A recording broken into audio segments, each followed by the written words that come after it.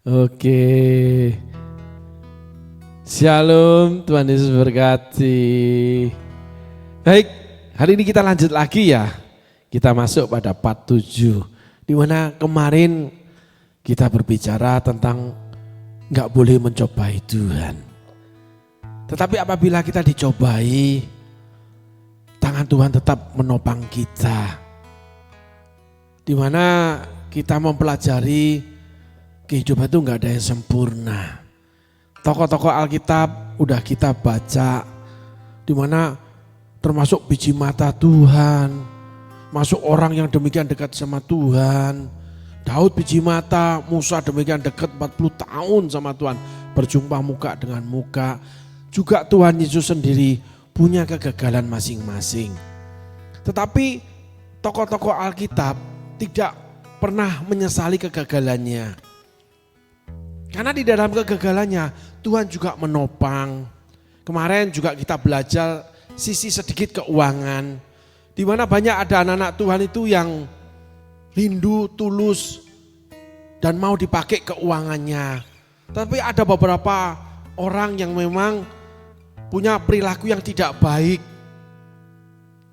Anak-anak Tuhan yang peduli, tapi seringkali juga atau terkadang bertemu dengan orang yang tidak peduli. Mereka peduli memperlakukan dengan baik, tapi bertemu dengan orang yang tidak peduli sehingga diperlakukan dengan buruk.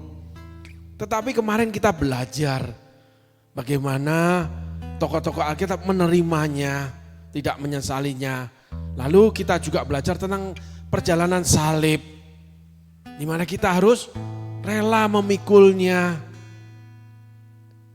Di mana salib itu ada karena memang sebelumnya seperti Musa 40 tahun setia melayani, sehingga tidak sakit hati dengan Allah, tidak kecewa, tidak murtad, tidak lari dari pelayanan, meninggalkan Allah karena tidak menerima janji Allah, karena salah memukul batu padahal disuruh cuma ngomong. Tuhan Yesus sendiri gagal memikul salibnya sampai ke Golgota, digantikan orang lain. Daud sendiri banyak sekali kesalahan, pelanggaran, kejahatan, perilaku yang tidak baik. Tapi Allah selalu mau melakukan setiap orang dengan baik. Demikian juga kita harus berjalan menuju serupa dengan gambar Allah. Kita nggak boleh memakai firman untuk menutupi kebobrokan kita. Kita harus bisa menerima kekurangan kita, kesalahan, kerusakan kita. Dimana akhirnya Tuhan memulihkan.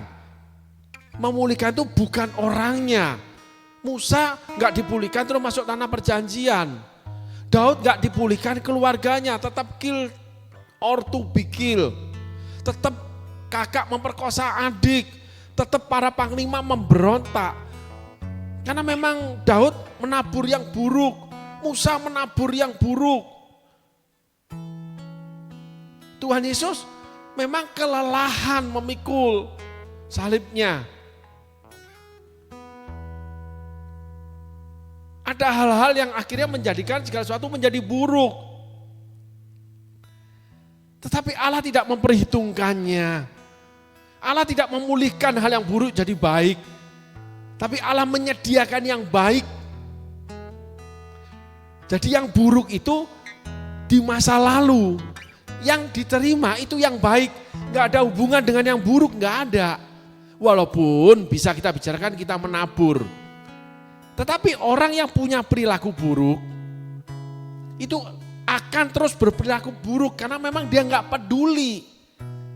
Tapi setiap orang yang peduli kepada Alkitab, kepada pengajaran Tuhan, kepada gereja, kepada setiap pemberitaan firman, kepada hamba-hamba Tuhan yang mengajarkan hal-hal yang baik dari Allah, yang rajin berdoa, yang rajin melayani, rajin memberi, yang selalu peduli dengan hal-hal kerajaan Allah atau kerajaan surgawi. Allah akan terus membawa hal-hal yang baru, sehingga hal-hal yang lama itu akan berlalu. Alkitab mencatat, tidak tahukah kamu yang lama sudah berlalu, yang baru sudah datang. Allah selalu menyediakan yang baru. Sehingga kita jangan terpaku yang lama lalu kita kecewa. Karena memang Tuhan izinkan kita bertemu hal yang buruk. Kita juga bertemu hal yang buruk di dalam diri kita. Hal-hal yang salah kita lakukan. Masa kebutuhan keluarga dipinjamkan. Risikonya kalau nggak dikembalikan gimana? Si peminjam kalau hilang gimana? Akhirnya membuat susah keluarga. Dari hal yang buruk itu keluarlah pengalaman pribadi yang baik. Dari bangkai keluarlah madu, teka-teki Simpson. Justru hal buruk menimpa kita menjadikan kita semakin cakap. Cakap menangani kehidupan, cakap mengelola keuangan, cakap menangani pasangan, cakap menangani anak, cakap menangani perusahaan, pekerjaan, cakap menangani namanya pelayanan, cakap dalam segala hal. Tidak mungkin ada keberhasilan tanpa mengalami kegagalan. Karena kegagalan adalah sebuah pelajaran sebagai anak tangga untuk kita menaiki jenjang keberhasilan. Yesus juga tidak diterima semua orang. Yesus juga gagal memikul salib. Tapi Yesus terus berjalan dengan hal-hal yang Allah sediakan. Sehingga mujizat demi mujizat terjadi. Hari ini kita belajar. Jangan tengok masa lalu. Jangan lihat kegagalan masa lalu. Jangan lihat apapun yang buruk di masa lalu. Baik kita diperlakukan buruk, baik kita memperlakukan orang lain buruk. Semua ada di tangan Allah. Walau 1000 rebah sisi kanan, 10.000 sebelah kiri, tangan Tuhan tetap menatang kita. Kita tidak terantuk batu. Kita akan bersama Tuhan naik ke atas tangga. Seperti di episode-episode awal. Kita akan naik tangga namanya keberhasilan. Karena Allah menunggu kita di sana. Allah sudah menyediakan segala sesuatu. Oleh karena firman yang keluar dari mulut Allah. Sehingga hari ini kita mulai belajar. Menapak ke depan, melihat ke depan. Melupakan yang lalu. Mengampuni, memaafkan. Menerima. Itulah salib yang akhirnya sebelumnya kita dipersiapkan dulu seperti Musa setia. Daud yang demikian melekat hatinya sama Tuhan karena ditulis di kitab Mazmur. Betapa hatinya melekat kepadaku maka aku akan meluputkan dia. Ada banyak hal yang baik dalam diri seseorang, juga ada hal yang buruk, itu wajar aja karena kita bukan Tuhan. Tidak ada yang sempurna di bumi. Tuhan aja memberi contoh. Sehingga segala sesuatu harus diterima legowo. Legowo itu rendah hati, saudaraku. Nah, proses ini menuju kerendahan hati. Semakin tinggi, semakin rendah hati. Dia harus semakin besar, aku harus semakin kecil. Yohanes Pembaptis mengatakan itu. Semua pandu Alkitab itu ada panduannya. Setiap firman Allah itu pelita bagi kaki kita, terang bagi jalan kita, sauh bagi jiwa kita. Sehingga apabila kita menengok Alkitab, di mana kita mempelajari hal-hal ini, segala sesuatu indah Tuhan kerjakan.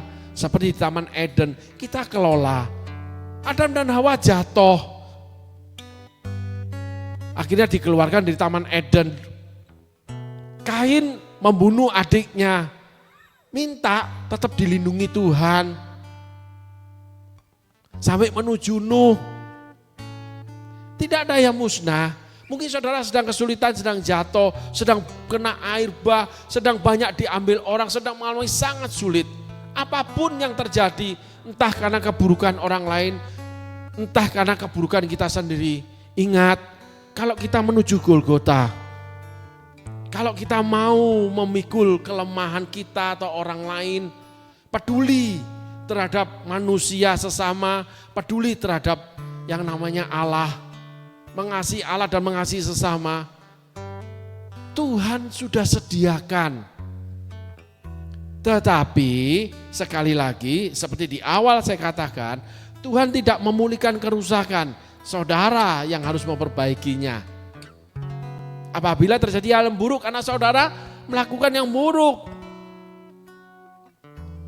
Sehingga dikatakan Alkitab kita harus bertumbuh dewasa. ada satu kabar baik, Tuhan menyediakan yang baru.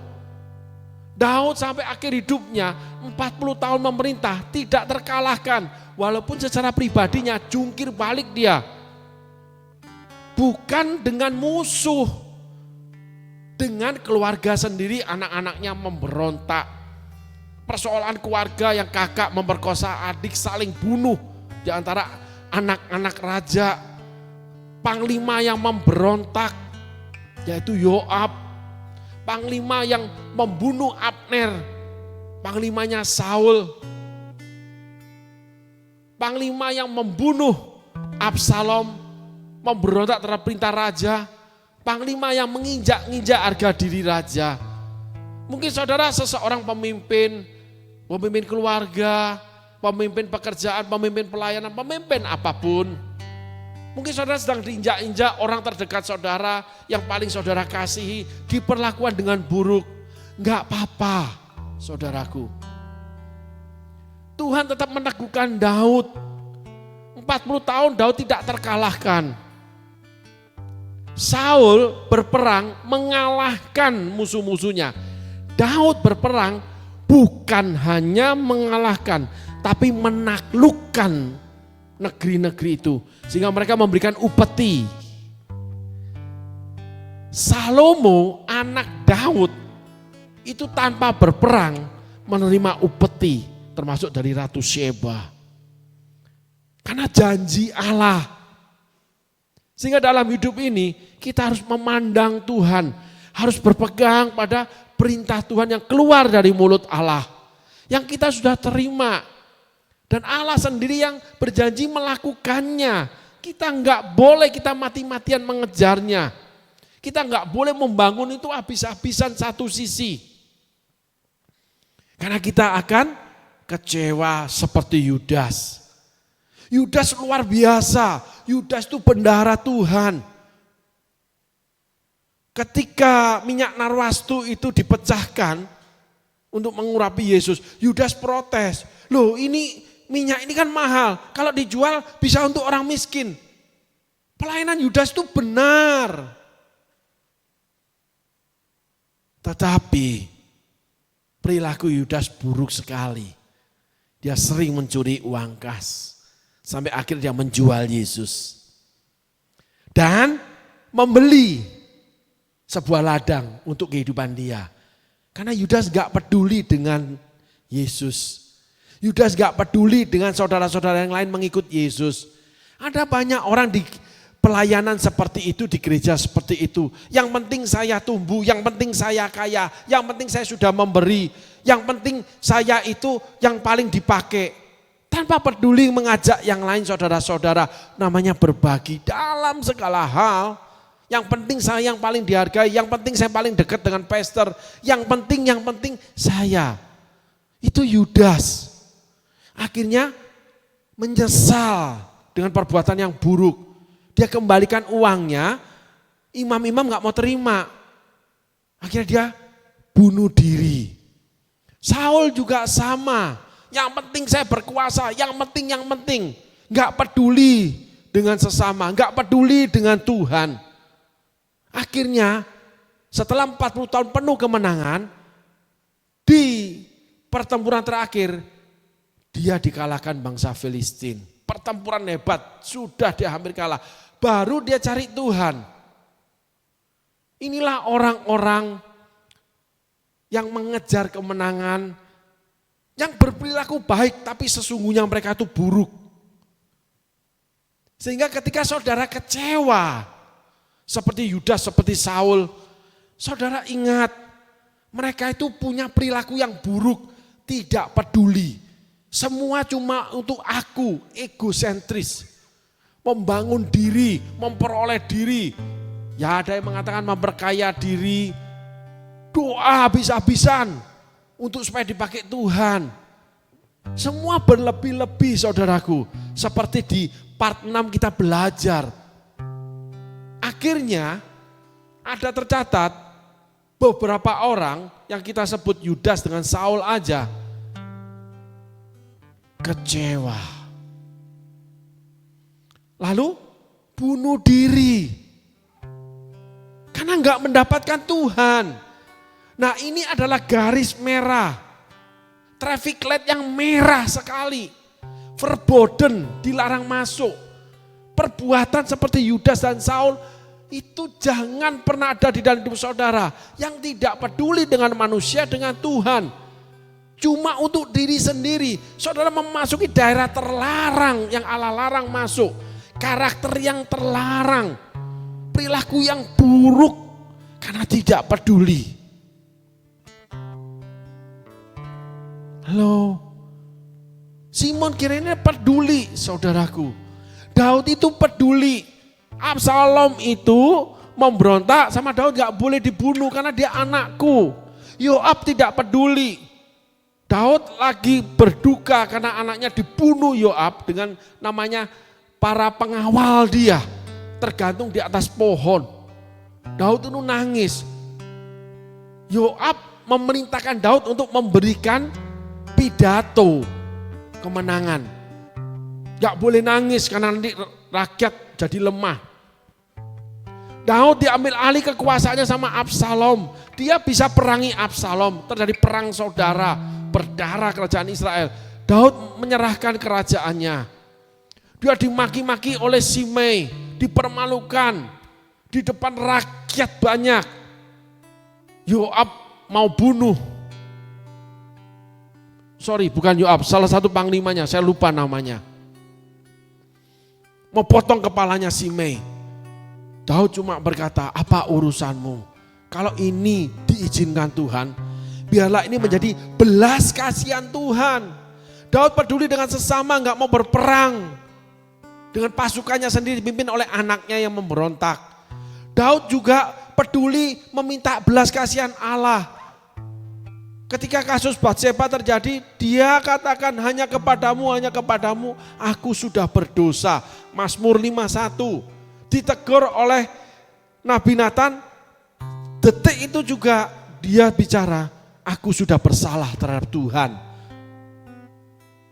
Hukuman tetap dijalankan, Tuhan tidak pulihkan perbuatan buruk saudara, apalagi kejahatan saudara. Tapi Tuhan sediakan yang baru karena hati Daud itu melekat. Kalau Yudas dengan Saul melekat terhadap dirinya sendiri. Musa gak peduli dengan pemberian Allah.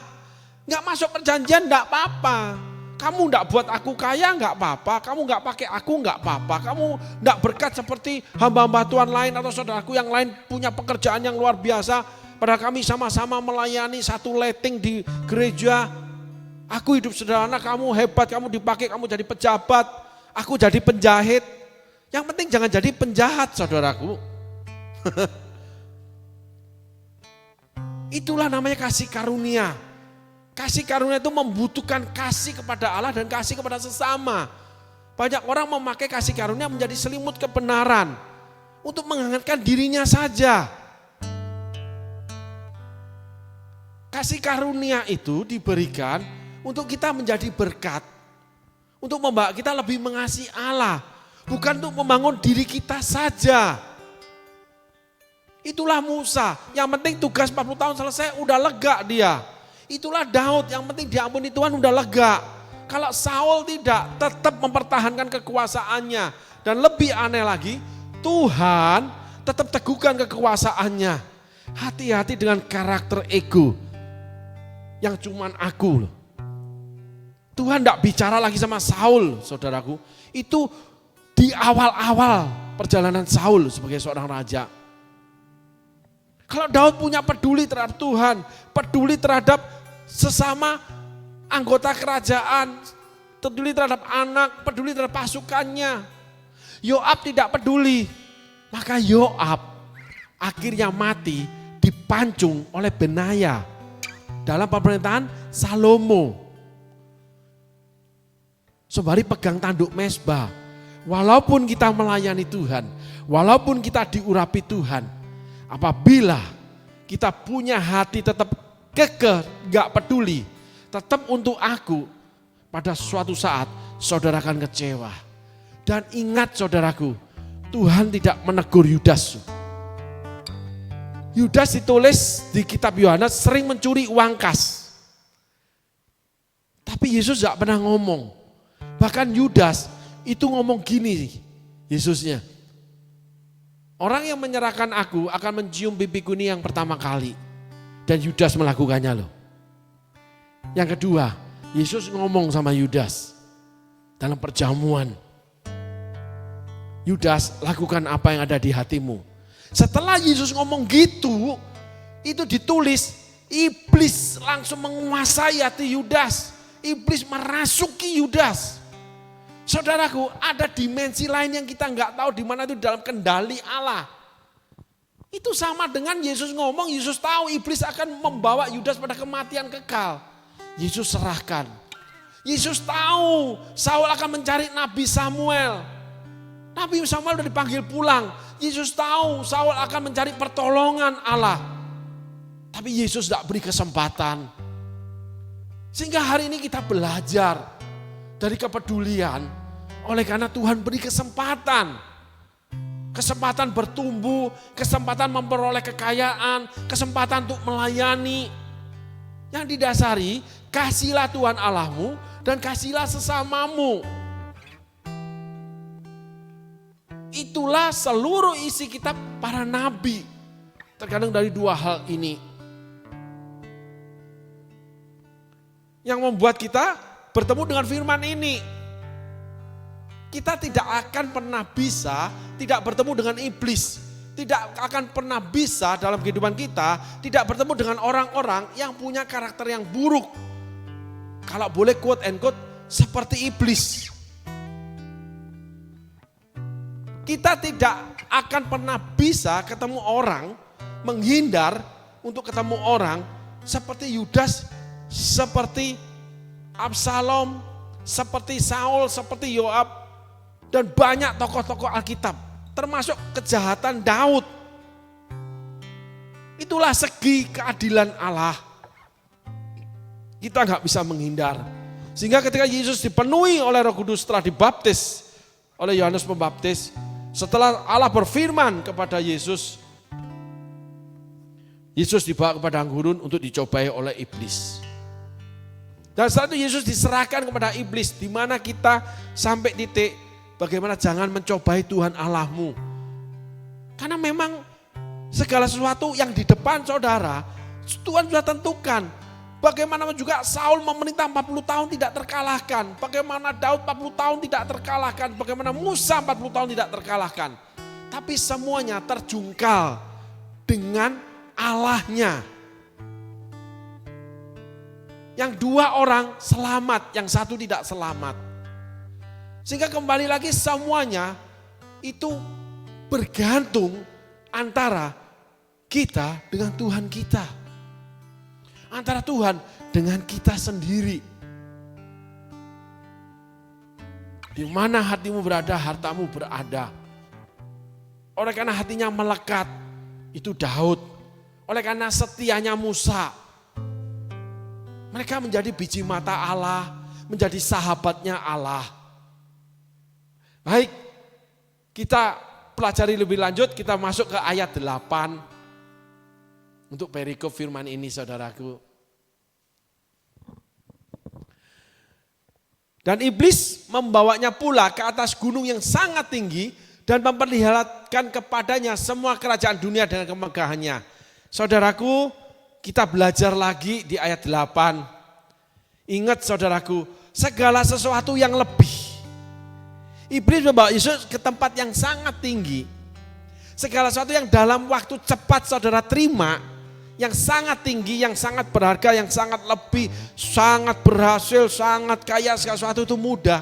Hati-hati dengan ayat 8. Saudara coba selidiki karakter saudara, perilaku saudara yang buruk. Keberhasilan itu dari perbuatan yang buruk atau tidak. Karena kalau saudara lakukan, saudara tabur, saudara akan tuai. Selidiki aku, lihat hatiku. Saudara selidiki hati. Apa yang saudara buat? Sebagai contoh ada seseorang nih saudaraku. Tiba-tiba Tuhan kirim mobil mewah. Tanpa dia membeli. Tapi orang ini teringat perkataan Tuhan. Sungguh hatinya melekat padaku. Maka selama 2 minggu mobil mewah itu nggak disentuh saudaraku. Udah parkir di tempat dia. Masih menenangkan diri diam. Menjaga hati. Nggak terus terima berkat. Wow. Wow.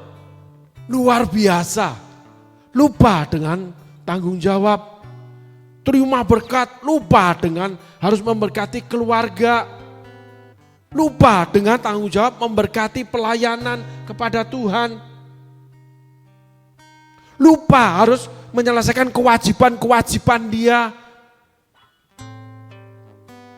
Langsung semuanya serba tinggi. Ganti yang semua lebih tinggi, lebih mahal, lebih hebat. Saudaraku, saya pernah mendapatkan quote begini. Ya. Yang menghancurkan seseorang sesungguhnya bukan hasil yang dia dapatkan. Bukan kekayaan yang dia miliki. Yang menghancurkan seseorang, yang menghancurkan seseorang itu lifestyle yang dia ubahkan ketika dia mendapatkan kekayaan. Di situ akan mengubahkan seluruh pemikiran saudara. Saudara berpikir hal yang lebih tinggi. Perasaan saudara membuat saudara menghargai yang cuma tinggi-tinggi. Emosi saudara yang akan menghina yang tidak setinggi saudara. Di situ lifestyle saudara, saudara samakan dengan apa yang saudara punya. Yang lebih dari orang lain. Mungkin keberhasilan dalam studi. Karena saudara cum laude, juara, dihargai, dihormati. Mungkin jabatan, mungkin kedekatan dengan seseorang. Mungkin dengan apa yang kita dapatkan kekayaan. Memiliki rumah yang mewah, uang yang banyak, mobil mewah. Hati saudara berubah. Hati-hati, jagalah hatimu dengan kewaspadaan. Selidiki aku. Ketika lifestyle berubah, saudara betul baik-baik memeriksa diri. Ketika saudara belum mendapatkan apa yang ada di dalam diri saudara, minta Roh Kudus periksa. Selidiki aku, lihat hatiku. Itu nyanyian Daud. Musa, orang yang dipakai Tuhan, melantunkan lagu ini. Ajar kami Bapa menghitung hari-hari, agar kami beroleh hati bijaksana. Orang yang demikian dekat sama Tuhan minta diajar hati bijaksana. Ngapain? Kita boleh melihat berapa banyak orang-orang yang dipakai Tuhan luar biasa, tapi tidak bijaksana dalam kehidupannya. Kita belajar dari hati Musa. Kenapa Musa menjadi sahabat Tuhan? Kenapa Musa dipilih Tuhan menjadi demikian dekat dengan Tuhan? Karena Musa punya hati yang peduli, yang akhirnya dia rendah hati. Dia mau belajar bijaksana, padahal Musa itu ke kemah pertemuan langsung ketemu Tuhan. Nggak usah ke kemah, Tuhan dengar orang Israel melakukan sesuatu yang buruk, Tuhan langsung hadir. Nyata-nyata Tuhan bekerja, termasuk melalui Musa. Miriam aja yang mengatai Musa karena menikah dengan wanita Kus, dihukum Tuhan, mau dibunuh Tuhan. Betapa lekatnya Tuhan dengan Musa, tapi enggak sombong. Berapa banyak orang-orang yang dipakai Tuhan akhirnya menjadi eksklusif, menjadi seperti dewa atau dewi. Merasa dipakai itu pamer sana, pamer sini. Menjadi eksklusif, untouchable. Saudara, kok ada yang lucu yang di masa yang lampau. Itu juga saya temui sendiri, ya. juga sudah menjadi pembicaraan banyak orang. Ada beberapa orang yang melayani Tuhan, yang dipakai Tuhan, itu enggak mau salaman dengan orang lain. Nanti katanya urapannya keluar habis.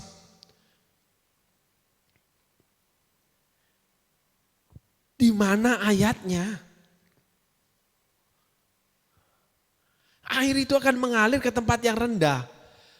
Dia seperti air yang mengalir di hatiku. Alkitab mencatat itu. Dia seperti air yang mengalir saat ini.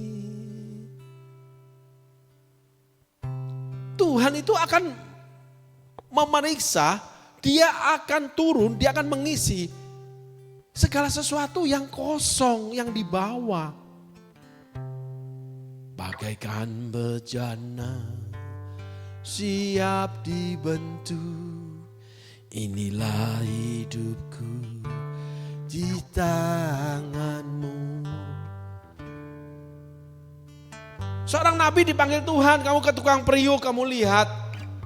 Ketika periuk itu dibentuk, kalau hasilnya nggak sesuai akan dihancurkan, dibentuk ulang. Periuk itu bisa protes, enggak. Sehingga banyak orang itu yang banyak protes sama Tuhan karena memang dia sombong. Itu caranya menyelidiki hati, saudaraku. Kenapa? Karena memang dia merasa dia sudah di tempat yang tinggi. Biasanya dalam waktu cepat.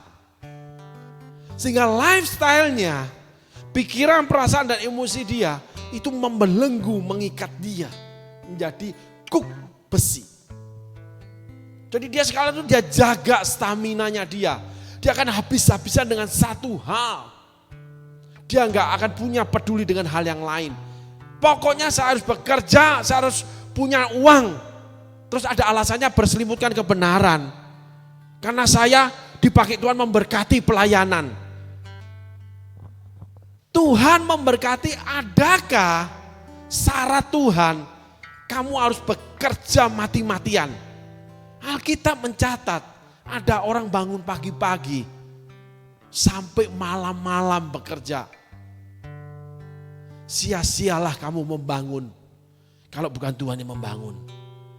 Saya bahasakan bahasa yang sederhana. Daud punya 1 juta kesalahan. Dia menjadi raja terbesar Israel. Dia bukan mengalahkan bangsa-bangsa Kanaan. Dia menaklukkan bangsa-bangsa Kanaan. Saul orangnya tinggi besar. Anak orang berada, biasa punya tentara bayaran. Dia tahu ilmu peperangan. Saul bertempur selalu menang, tapi tidak pernah menaklukkan bangsa-bangsa Kanaan.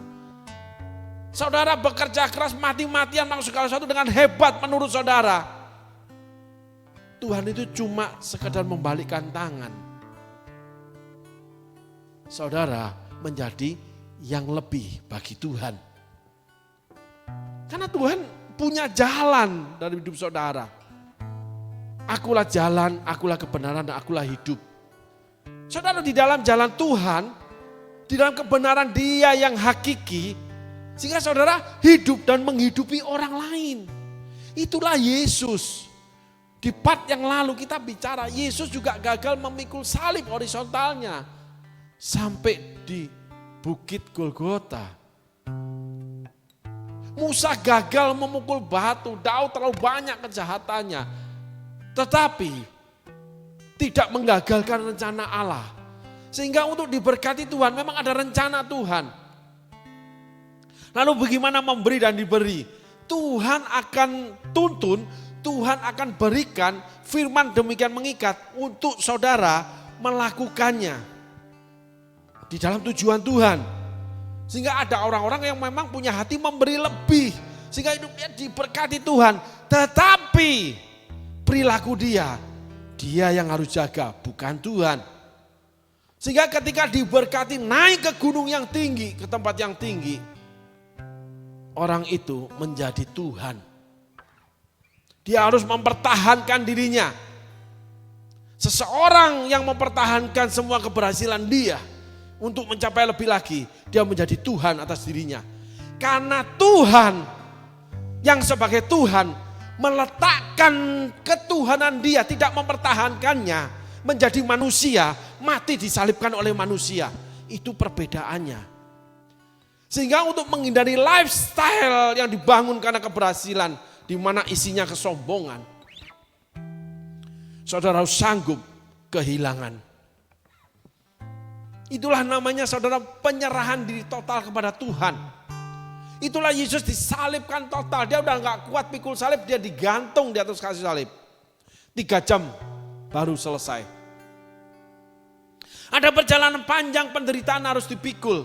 Tapi orang yang menaikkan lifestyle dia setingkat dengan apa yang Allah berikan, dia tidak akan pernah mau memikul salib. Dia akan menjadi Yudas, menjadi Saul, menjadi Bileam, menjadi Yoab, sesuai karakter masing-masing. Mereka adalah pemberontak-pemberontak. Karena mereka menetapkan sendiri standarnya. Hari ini kita belajar standar yang terdalam. Bahwa Yesus melepaskan keilahian dia. Merendahkan diri menjadi sama dengan manusia. Dan disalibkan oleh manusia. Daud melepaskan kedudukan sebagai raja. Musa melepaskan kesetiaannya kepada Tuhan. Karena tidak memperoleh tanah perjanjian.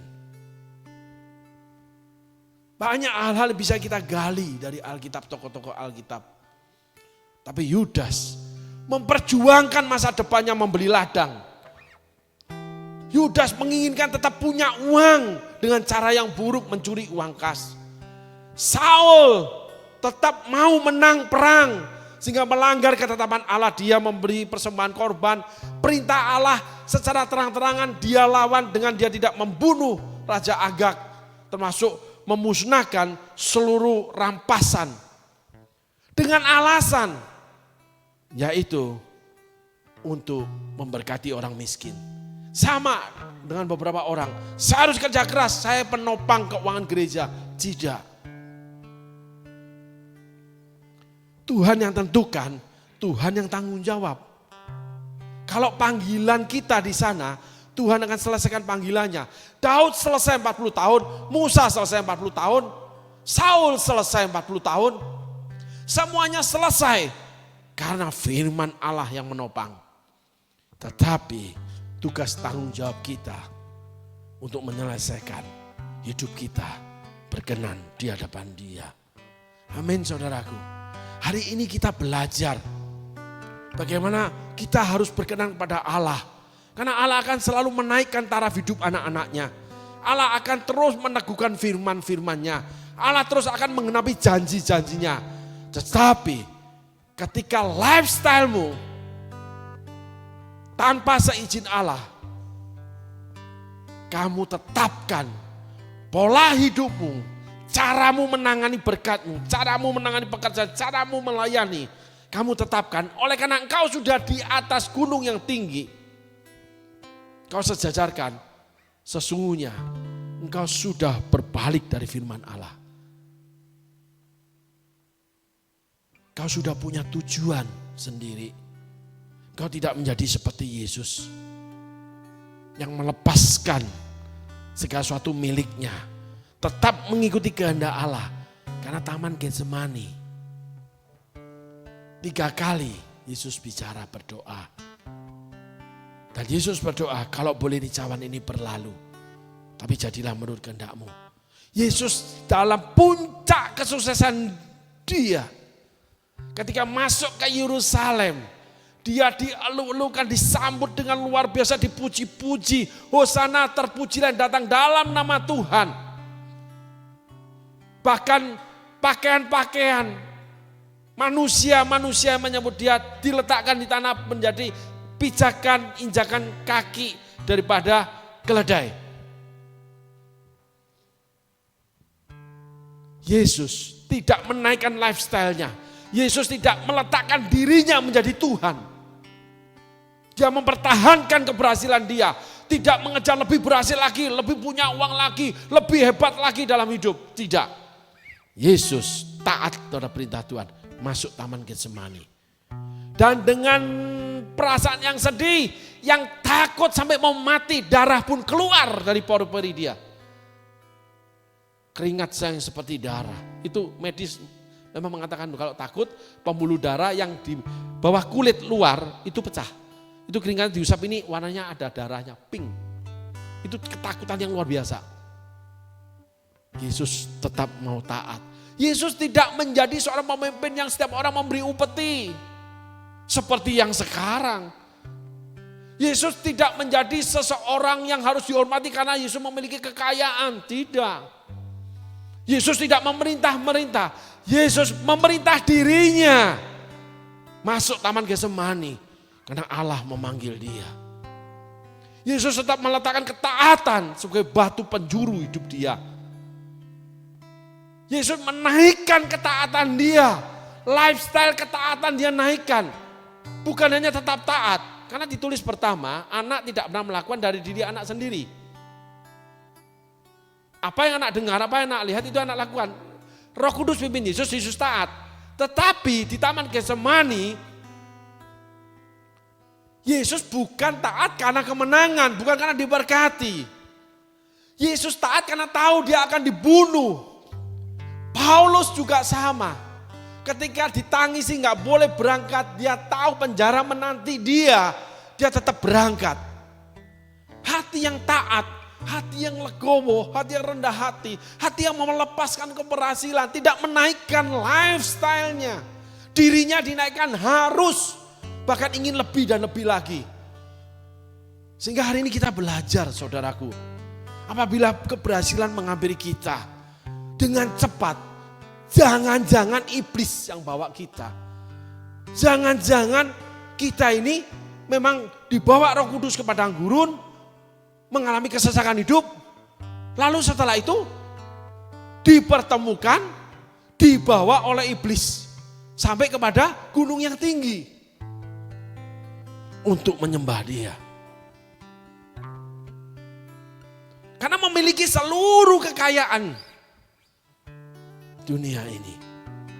Hati-hati terjebak dengan keberhasilan di tempat yang tinggi. Sehingga kita harus memeriksa hati kita.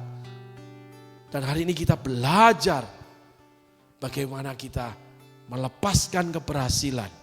Tetap taat dan mau menerima segala sesuatu yang tidak baik, yang buruk, atau salib oleh karena perintah Tuhan.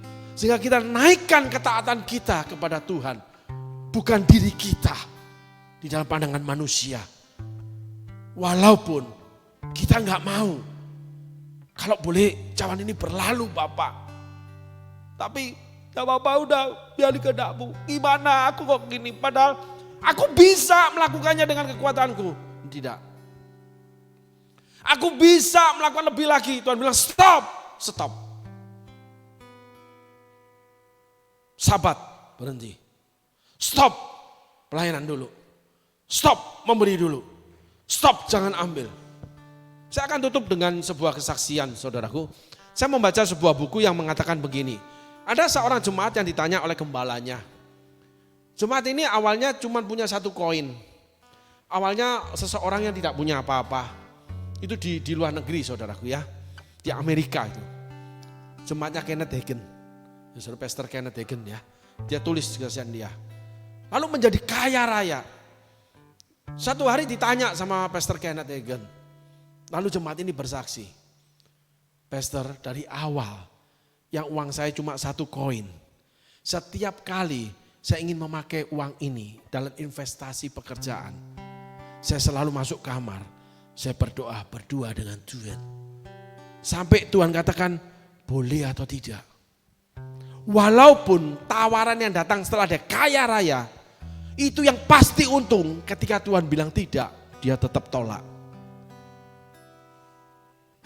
Padahal ketika tawaran datang yang jelas-jelas itu rugi. Jelas-jelas dibodohin, jelas-jelas ditipu, jelas-jelas begini. Ketika Tuhan bilang ambil, lakukan itu. Dia ambil. Sehingga tidak pernah ada satu koin pun aku setelah aku memiliki miliaran koin yang pernah hilang dalam kehidupanku. Oleh karena Allah perkara berfirman keluar dari mulutnya. Menuntun setiap transaksi. Setiap langkahku dituntun oleh Tuhan. Dia akan menatang kita. Tidak akan teratuk batu. Dan dia bukan bawa hanya kita ke atas. Tapi dia inginkan kita tetap di bawah. Supaya air itu terus mengalir. Kehendak Tuhan terus mengalir dalam hidup kita. Membuat kita tidak meninggikan diri seperti iblis yang menganggap sama dengan Tuhan. Yang membuat kita menjadi Tuhan atas hidup kita. Bukan Yesus yang menjadi Tuhan atas hidup kita. Amin saudaraku. Tuhan Yesus berkati. Terima kasih.